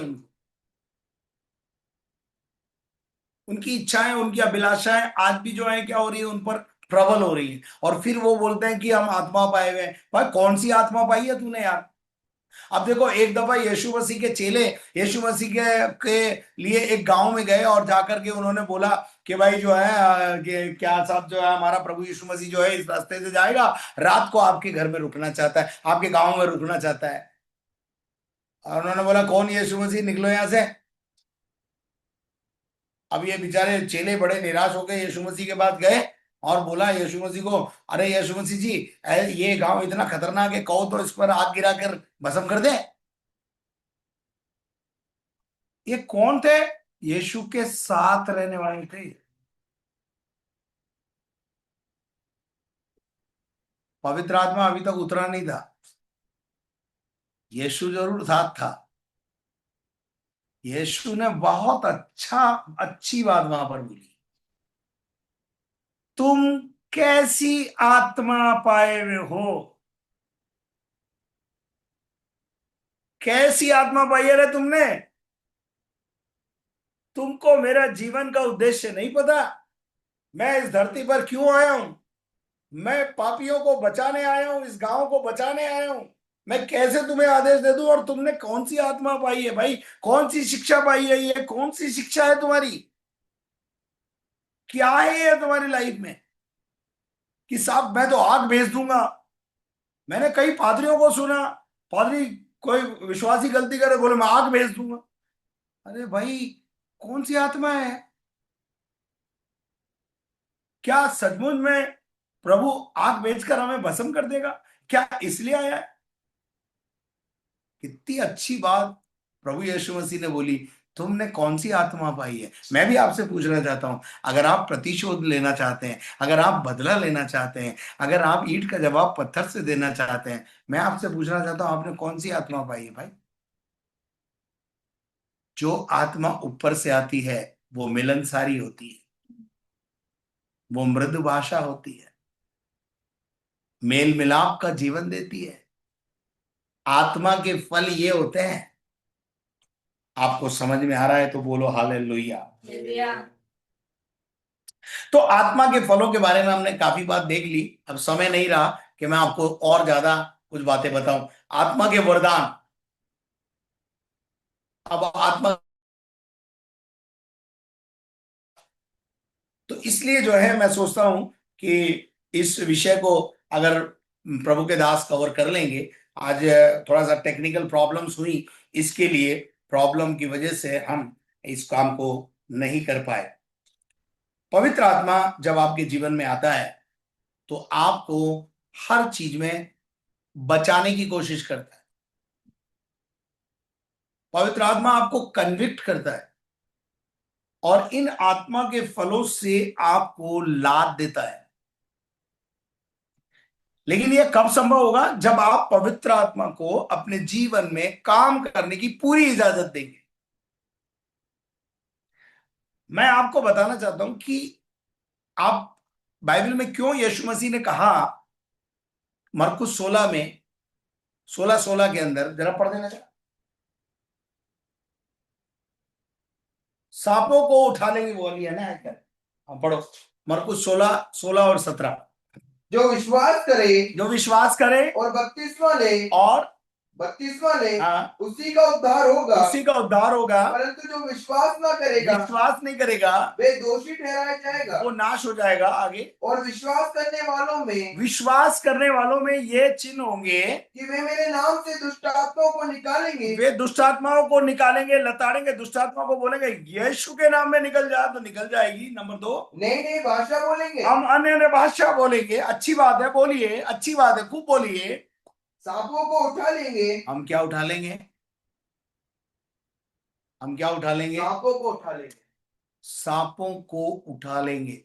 और यदि सांपों को उठा लेंगे यानी सांप हमको नुकसान नहीं पहुंचा पाएंगे। अगर आप प्रेरितों के काम 28 अध्याय में जाएंगे तो बाइबल का परमेश्वर वहां बताता है कि पौलुस के हाथ पर सांप लिपट गया। कितनों को मालूम है पौलुस के हाथ में सांप लिपट गया था? जब पौलुस ने हाँ, लकड़ियों का गट्टा उठाकर आग पे डाला, आग पर रखा तो हाँ, एक सांप आंच पाकर निकला। एक सांप गर्म होकर के निकल गया और उसके हाथ पर लिपट गया। अब लोग क्या सोच रहे हैं? मर जाएगा। अब लोग क्या सोच रहे हैं? सूझ जाएगा। अब क्या लोग सोच रहे हैं? अरे ये तो पहले जो है वहां जहाज से बचा, आंधी तूफान से बचा, वहां मर जाता, लेकिन वहां से बच गया तो अब मर जाएगा। लेकिन आपको बाइबल का परमेश्वर क्या बोल चुका है? आत्मा पाया हुआ व्यक्ति, विश्वास करने वाला व्यक्ति सांपों को उठा लेगा। सांप यदि उसके लिपट भी जाए तो उसकी कुछ हानि नहीं पहुंचेगी। उसको कोई, यही लिखा ना सांप के लिए, क्या लिखा है? परंतु वे बाढ़ होते थे। नहीं, सर 16:16 में लिखा है ना, वे सांपों को उठा लेंगे और जब हम हाँ, उसके बाद सांपों को उठा लेंगे और विश्वास करने वालों में सांपों को उठा लेंगे। हाँ, और यदि वे प्राणनाशक सांपों को उठा लेंगे यदि वे प्राणनाशक वस्तु भी पी जाएं तो भी उनकी कुछ हानि ना होगी। कोई आपको बिना बताए प्रसाद खिला दे,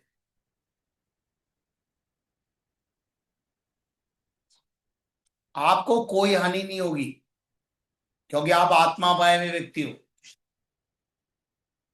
इस बात को लेके कई प्रकार के विवाद है। हमारे लिए बाइबल बोलती है प्रसाद हमारे लिए कोई वस्तु है ही नहीं जगत। इस बात को लेके लड़ाई हो गई पति पत्नी में, ससुराल में झगड़ा हो गया, इन्होंने मुझे प्रसाद खिला दिया। अरे बाइबल का परमेश्वर कहता है नाशक वस्तु खिला देंगे, जहर भी मिला देंगे तो तेरी कुछ हानि नहीं होगी। आज सवेरे मैं किसी से बात कर रहा था और मैंने कहा कि जब पवित्र आत्मा हमारे साथ होता है हमारी हानि नहीं होने देगा। एक क्रिश्चियन बैंक मैनेजर की गवाही को मैं सुन रहा था और उस क्रिश्चियन बैंक मैनेजर के जो और अन्य साथी थे वो उसको फॉल्ट में लाना चाहते थे, उस पर केस दायर करके उसकी नौकरी को छीन लेना चाहते थे। तो उनके जो शत्रु थे उन्होंने क्या किया कि कुछ कागजों के बीच में फर्जी कागजों को भी रख करके साइन करने के लिए दे दिया। और जैसे बैंक मैनेजर होते हैं तो वो ऐसे साइन करते रहे करते रहे करते रहे करते रहे। अचानक करते करते क्या हुआ, ऐसे करते गए पलटते गए साइन करते गए, क्योंकि अपने कर्मचारी में बहुत ब्लाइंड फेथ करते हैं। और जब करते करते क्या हुआ, देखिए आत्मा कैसे मदद करता है। आत्मा आपकी हानि नहीं होने देगा, इस बात पर मैं ये गवाही बता रहा हूं कि ऐसे साइन करते करते क्या हुआ, अचानक पेन की रिफिल खत्म हो गई और उन्होंने घंटी बजाई और अपने चपड़ासी को या अपने बाबू को बोला कि जा करके इसमें रिफिल डाल के लेकर आओ। और जब तक वो रिफिल डाल के लेके आ रहे थे तो वो वाउचर जो फॉल्स वाउचर थे, जो जो धोखे के से साइन कराने के लिए रखे गए थे, वहीं आकर इंक खत्म हुई। हु कैन डू, ये कौन कर सकता है? ये पवित्र आत्मा कर सकता है। आपकी हानि नहीं होने देगा। आप पवित्र आत्मा पे निर्भर रहो, पवित्र आत्मा आपकी हानि नहीं होने देगा। और जब पेन आया, जब तक उन्होंने काफी कागज जो फर्जी लगाए हुए थे उसको निकाल लिया और फिर सारे स्टाफ को बोला, जिसने भेजा था, जिन लोगों ने षड्यंत्र किया था वो षड्यंत्र पकड़ा गया। तुम्हारी हानि नहीं होने देगा होली स्पिरिट। तुम नाशक वस्तुएं भी पी जाओ तो तुम्हारी कोई हानि नहीं होगी। और उसके बाद क्या लिखा है, प्राण नाशक वस्तुएं भी पी जाए तो भी उनकी मामूली सा प्रसाद कोई हमें खिला देगा तो दुष्टात्मा घुस जाएगी क्या हमारे अंदर? इसका मतलब ये नहीं है कि मैं आपको प्रसाद खाने की परमिशन दे रहा हूं, लेकिन अगर बाई चांस कोई आपको चुपचाप बिना बताए खिला दे, कॉन्शियस फ्री रहना, यहां से कुछ नहीं होगा। एक गिलास पानी भी अगर आप पीते हो, मैं अंत में बोल रहा हूं, एक गिलास पानी भी अगर आप पीते हो, Holi spirit is with you. पवित्र आत्मा से पूछो क्या मैं ये पानी पी लूं? And Holi spirit will guide you. Holy spirit will guide you because he is your assistant. वो आपको असिस्ट कर रहा है, वो आपको बताएगा मत पियो,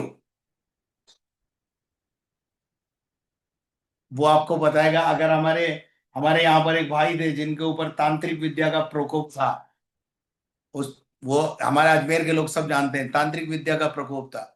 जब उन्होंने प्रभु को नहीं जाना था, तांत्रिक विद्या उनको बहुत परेशान करती थी, लेकिन जब तांत्रिक विद्या वाले व्यक्ति ने प्रभु यीशु को जान लिया, आत्मा में जन्म ले लिया, तो पवित्र आत्मा अब उनको गाइड करने लगा। ये खाना मत खाना, इसमें कीले मिली हुई है। ये खाना मत खाना, इसमें गलत चीज मिली हुई है। Do you believe it? Do you believe it? क्या आप विश्वास करते हैं इस बात पर? मैं गवाह हूं इस बात का। मेरी कलीसिया के कुछ लोग जो यहां बैठे हैं, सुन रहे हैं ना, वो गवाह हैं इस बात के। होली स्पिरिट गाइड करता था उनको, ये खाने में कीले आ गई है, ये खाने में अल्पिन आ गई है, ये खाने में प्रॉब्लम आ गई है, ये खाना मत खाना। और मैं प्रभु का धन्यवाद देता हूं कि वो आज तक स्वस्थ हैं। और अब अब होली स्पिरिट ने उनको अलाउ कर दिया सब खाओ पियो, क्योंकि असर खत्म हो गया उस चीज का। तो होली स्पिरिट के जो आत्मा के जो फल हैं वो 9 के 9 फल आप में होने चाहिए। और अगर आपके अंदर ये 9 फल नहीं है तो आप कौन सा पेड़ हो और क्या कर रहे हो वो आपको खुद को सोचना है। यदि प्रभु की इच्छा हुई और अगर कभी मौका मिलेगा तो हम फिर पवित्र आत्मा के बारे में, उसके वरदानों के बारे में फिर से सीखेंगे। धन्यवाद आज के समय के लिए, धन्यवाद। आज कुछ बीच में प्रॉब्लम हुआ उसके लिए भी हम आपसे क्षमा चाहते हैं। धन्यवाद देता हूं पास्टर बीजू तंगाचन वचन सिखाने के लिए मुझे अवसर दिया। Thank you very much pastor Biju, and over to pastor Biju Thangachan. Thank you pastor ji, thank you so much. आपका अच्छा संदेश के लिए, वचन के लिए बहुत बहुत धन्यवाद। प्रभु आप सबको, आपको आशीष करने पाए। हमारा प्रार्थना यह है कि आपको प्रभु और बढ़ाएं और आपका सेवकाई को और आपका परिवार के जीवन के ऊपर प्रभु आशीष देने पाए। Praise the Lord. आशा करता हूँ आप सब लोग कुछ बात को सीख पाए। कितने लोग आनंदित है? आमेन, हालेलुया। यस, और 3 दिन बाकी हैं हमारे सामने और मुझे लग रहा है कि इस क्लास को और बढ़ाना चाहिए, क्योंकि काफी सारी बातें अभी बात करना बाकी हैं। पवित्र आत्मा के बारे में जो हमें बात करना था तो उसमें आधा भी नहीं हुआ है, और कल से हम बाकी बातों को सीखने के लिए प्रयास करेंगे। मैं इसके बारे में सोच रहा हूँ कि कुछ दिन और बढ़ाऊं। प्रार्थना करेंगे, 3 दिन हम प्रार्थना करेंगे। पवित्र आत्मा अगर अगुवाई दे रहा है तो हम आगे बढ़ाएंगे और भी बातों को हम सीखेंगे। कितना लोग तैयार हैं और इस बात के लिए प्रार्थना करना? अगर प्रभु चाहे तो हम एक डिसाइपलशिप ट्रेनिंग प्रोग्राम भी रखेंगे। ओके, काफी सारे हाथ को मैं देख रहा हूँ, ठीक है। और 4-5 दिन का डिसाइपलशिप ट्रेनिंग प्रोग्राम। अभी इसके बीच में कई सारे पास्टर्स और भाई बहन हमसे बात कर रहा था। जो पिछले एक बार हमने 7 दिन का डिसाइपलशिप ट्रेनिंग प्रोग्राम किया था, जिसके द्वारा काफी सारे लोगों ने सुसमाचार सुनाना शुरू किया। कई लोगों के जीवन में बहुत बदलाव आया। और इसी जो मीटिंग है, ये जो मीटिंग है, इसके द्वारा भी आप सभी के जीवन में कुछ कार्य हो रहा है, मैं पूरा विश्वास करता हूं। और आइए हम प्रार्थना करेंगे। और खासतौर से मैं ये 2 प्रार्थना विषय आपके सामने रखूंगा कि अगर इस पवित्र आत्मा का क्लास को आगे बढ़ाना है तो उसके लिए प्रार्थना करें। पवित्र आत्मा का अगुवाई है तो हम जरूर करेंगे, और डिसाइपलशिप ट्रेनिंग प्रोग्राम भी हम जल्दी करेंगे, तो आप उसके लिए प्रार्थना करना। ये दोनों हम इसलिए कर रहा है कि यीशु मसीह का आगमन बहुत निकट है। आशा करता हूँ आप सब लोग इस बात को जानते हैं। तो हमारे पास समय नहीं है, समय बहुत कम है। तो भारत देश के अंदर जितने भी मसीह लोग हैं, अगर सब लोग मिलकर के काम करें, मैंने एक स्ट्रैटेजी आपको बताता हूँ। जैसे मान लो हमारा जितने भी भारत देश का आबादी है 150 करोड़ के आसपास है, तो उससे हमारा जो जितना मसीह लोग हैं उनका आबादी को उससे डिवाइड करके देखे तो 5 या 6 के आसपास मिलेगा। यानी कि एक व्यक्ति 5 और 6 लोगों के साथ सुसमाचार सुनाए तो जल्दी भारतवर्ष के अंदर सुसमाचार फैल जाएगा। तो उसका मतलब मसीह वाला मैं और आप, हम सब लोग मिलकर कोशिश करें तो जल्द से जल्द यीशु मसीह आएगा। Praise God. कितने लोग विश्वास करते हैं? ये मैं थोड़ा सा समझने में मुश्किल है, लेकिन आप टेंशन मत लेना। आप 4-5 लोगों को जरूर सुसमाचार सुना देना। अगर 1 महीने में ऐसे मौका मिले तो आप कभी भी इस बात पर पीछे नहीं हटना। हमने एक बात किया था पीछे, आपको याद होगा, पवित्र आत्मा आपके अंदर आने का एक फल, एक रीजन यह है कि यीशु मसीह के ऊपर पवित्र आत्मा आया तो उन्होंने सुसमाचार सुनाना शुरू किया। तो हमारे ऊपर भी पवित्र आत्मा आने का बहुत बड़ा रीजन यह है कि हमें सुसमाचार के लिए सुजित करना है, कि आगे हमें तैयार करेंगे। और परमेश्वर के दास ने आज बताया कि परमेश्वर का जो पवित्र आत्मा का फल, पवित्र आत्मा हमारे अंदर आने के द्वारा हमारे अंदर फल आते हैं। तो मैं आपको उसको थोड़ा सा और स्पष्ट रूप में बताना चाहता हूं। पवित्र आत्मा मेन 2 काम हमारे जीवन में करते हैं। सब लोग ध्यान से इस बात को सुनिए। पवित्र आत्मा, कई बार हमें लगता है कि हमें अन्य भाषा बोलने के लिए और कुछ ऐसे बड़े बड़े कार्य चमत्कार करने के लिए पवित्र आत्मा आता है, लेकिन एक बात मैं आपको बताना चाहता हूं, ध्यान से इस बात को सुनिए। आप बड़ा अक्षर में लिख के रखिए, पवित्र आत्मा आपके ऊपर इसलिए आता है, नंबर 1, आपको एक सच्चा मसीह वाला बना दे। दूसरा भाषा में बोलो तो यीशु मसीह का तरह बनाने के लिए। This is the number 1। आशा करता हूं समझ पा रहे हैं। ये काम अगर फेल हो गया तो पवित्र आत्मा आपके अंदर आने का कोई मकसद नहीं है। आप जो अन्य भाषा बोल रहे हैं, जैसे परमेश्वर के दास ने बताया, अन्य भाषा बोल रहे हैं, वरदान से बात कर रहे हैं, सब कुछ कर रहे हैं, अगर आप यीशु मसीह की तरह बन नहीं पाया तो पवित्र आत्मा आपके अंदर आने का कोई मतलब ही नहीं है। तो आज ऐसे समर्पण करे, प्रभु मेरा सबसे बड़ा मकसद वो है, मुझे फिल्म स्टार नहीं बनना, मुझे किसी और का अनुकरण नहीं करना, मुझे यीशु का अनुकरण करना है। I just want to be like Jesus. पवित्र आत्मा आपके अंदर आकर के यही काम सबसे पहले करता है कि आपको यीशु की तरह बना देते हैं। तो आपका बोली, आपका नजरिया, आपका सोच, हर चीजें यीशु का तरह बना देते हैं।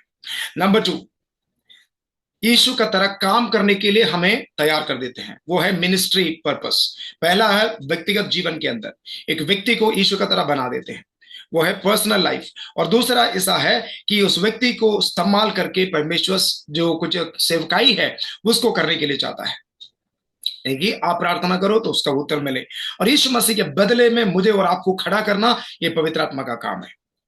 ये दोनों कामों के लिए कितने लोग तैयार है, कितने लोग समर्पण करके प्रार्थना करने के लिए तैयार है आज? हालेलुया। सब लोग अन्य भाषा बोलने के लिए तैयार है, लेकिन आज मैं आपसे एक बात बताना चाहता हूं, हम कैसे यीशु मसीह की तरह बन सकता है।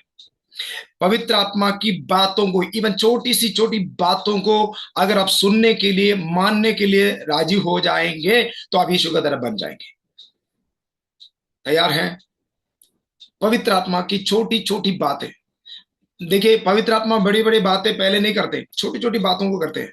उसको अगर मानने के लिए आप तैयार हो जाते हैं तो बाकी धीरे धीरे पवित्र आत्मा आपको बता देंगे, धीरे धीरे। और जैसे अभी परमेश्वर के दास ने बताया, कोई गलती होने नहीं देंगे, कोई नुकसान नहीं होने देंगे।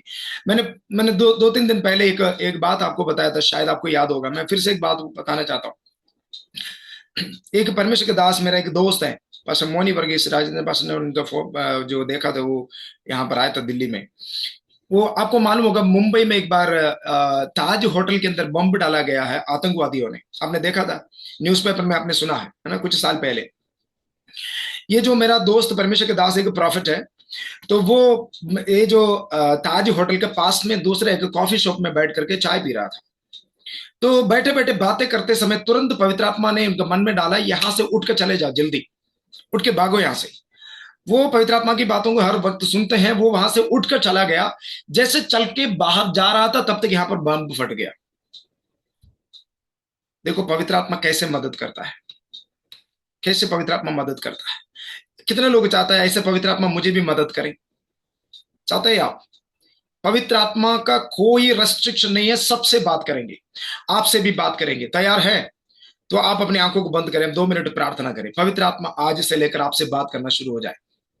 आमीन। रात जो सपना एक मुख्य माध्यम है, परमेश्वर सबसे बात करता है। सपना के द्वारा प्रभु बात करेंगे, वचन के द्वारा बात करेंगे, परमेश्वर के दासों के द्वारा बात करेंगे। कई तरीका है परमेश्वर का आत्मा हमसे बातचीत करने का। अगर आप इस बात को सीरियसली लेते हैं तो आइए अपने आंखों को बंद करें, सब लोग अपने आंखों को बंद करें, अपने जुबानों को खोलें और 2 मिनट परमेश्वर से बात करें और पवित्र आत्मा से एक कमिटमेंट करें, पवित्र आत्मा के साथ एक वाचा बांधे। पवित्र आत्मा, अगर आप कुछ बातें मुझे बताओगे तो मैं जरूर उस बात को मानूंगा।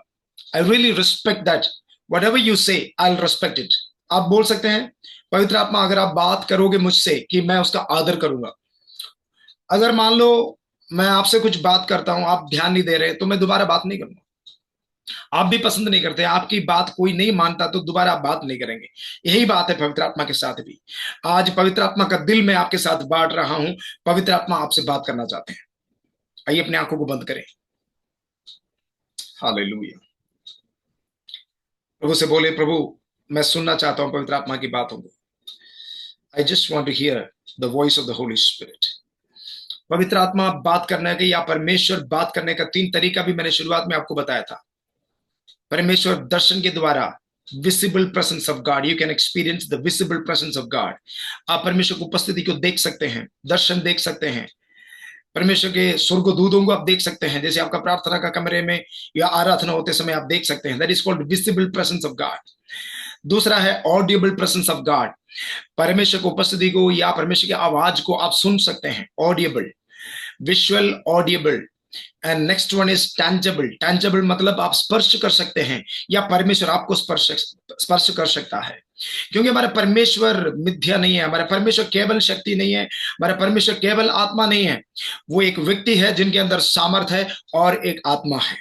वो आपको छू सकता है, आपसे बात कर सकता है, प्रेज गॉड, आपको कुछ दिखा सकता है वो।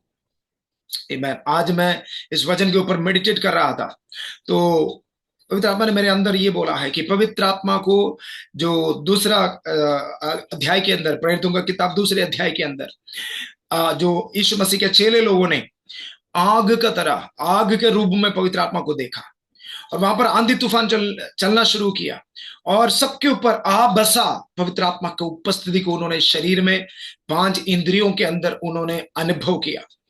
कितने लोग प्रार्थना करोगे, प्रभु मैं पवित्र आत्मा को कुछ डिफरेंट वे में अपने लाइफ में भी एक्सपीरियंस करना चाहता हूं। ये सब चीजें हम पढ़ते हैं, क्यों ना हम एक्सपीरियंस करें, ऐसे जिद पकड़ के प्रार्थना करें, प्रभु I also want such a different experience with the Holy Spirit. Thank you Holy Spirit. पवित्र आत्मा, हम आपके पास आते हैं और हम इन दिनों में पवित्र आत्मा के बारे में बहुत कुछ बातों को सुना, लेकिन इससे बढ़कर हमें रियल लाइफ के अंदर पवित्र आत्मा के साथ कुछ मुलाकात को हम चाहते हैं। पवित्र आत्मा के साथ एक रियल मुलाकात होने पाए, encounter with the Holy Spirit. पवित्र आत्मा, हम अपने आप को समर्पित करते हैं आपके सामने, और जितने भी भाई बहन परमेश्वर के दास दासी लोग आज इस मीटिंग में जुड़े हुए हैं, सबके लिए मिलकर हम लोग प्रार्थना करते हैं और हम यही प्रार्थना करते हैं कि सबके जीवन के अंदर पवित्र आत्मा बात करें, सबसे बात करें विजिबल रूप में। जैसे रात को सोते समय प्रभु कुछ दर्शन दें, पवित्र आत्मा क्लियरली उनसे बात करें, कोई भी बातें उनके जीवन में नुकसान की बात ना होने पाए। पवित्र आत्मा वक्त पर हर बातें ने याद दिला दें, और जैसे परमेश्वर के दास से हमने सुना कि कोई नुकसान उनके जीवन में ना होने दे। होली स्पिरिट, पवित्र आत्मा, आपका महान उपस्थिति के लिए हम धन्यवाद करते हैं। जहां पर हम इस वक्त बैठे हैं वहां पर पवित्र आत्मा का महान उपस्थिति है।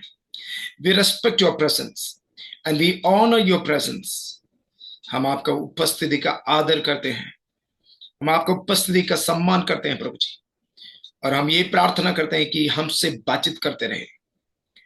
कोई भी छोटी मोटी गलतियां अगर हमारे जीवन से होने जा रहा है, हमें हिंट दे, हमें बता दे, ताकि हम उन सारी बातों से बचकर रहने पाए। और जैसे आज परमेश्वर के दास ने बताया, हमारे अंदर वो सारे फल आने पाए जो पवित्र आत्मा के ओर से हैं। हमारे अंदर जो सारे इमोशनल प्रॉब्लम्स, प्रभु आज हमारे अंदर उसको खत्म करें। जो कोई गुस्सा के अंदर नियंत्रण नहीं कर पाता है, पवित्र आत्मा हम प्रार्थना करते हैं कि कंट्रोल करने के लिए मदद करें। कोई भी इमोशन को लेकर के परेशान हो रहा है, कोई डिप्रेशन हो रहा है, दुखित में है, ज्यादा कोई परेशानी में है, प्रभु हम प्रार्थना करते हैं पवित्र आत्मा, we need your help, we need your help. हम आपका मदद मांगते हैं कि एक जयवंत जीवन जीने के लिए सबको प्रभु मदद करें। Holy Spirit we thank you, Holy Spirit we thank you. Hallelujah, hallelujah. प्रभु जी हम प्रार्थना करते हैं कि कल से 3 दिन हम फास्टिंग के साथ बैठने के लिए कोशिश कर रहा है, और पवित्र आत्मा अगला 3 दिन जितना हमने अपने लाइफ के अंदर अभी तक एक्सपीरियंस किया, उससे बढ़कर एक अनुभव हमारे जीवन में होने के लिए मदद करें। आपके हाथों में समर्पित करता हूं। आज के दिन के लिए धन्यवाद, जो बातें आपने हमें सिखाए उन सारी बातों के लिए धन्यवाद करते हैं। खासतौर से परमेश्वर के दास को आपने बल दिया, सामर्थ दिया, और ताकि काफी सारी बातें हमारे सामने रख पाए। धन्यवाद करते हैं परमेश्वर सारी बातों के लिए, और जितने भी लोग आज जुड़ गए हैं सबके लिए हम धन्यवाद करते हैं और प्रार्थना करते हैं सबके जीवनों में प्रभु जी इन दिनों में प्रभु कुछ नया कार्य को करे। इसलिए हम धन्यवाद के साथ इस प्रार्थना को आपके हाथों में रख देते हैं। हर बातों के लिए धन्यवाद। सारे आदर महिमा जला स्तुति आपको मिले, यीशु मसीह के पवित्र और मीठा नाम से मिलकर मांगते हैं, सुनो और कबूल कर स्वर्गीय पिता। आमेन, आमेन, आमेन।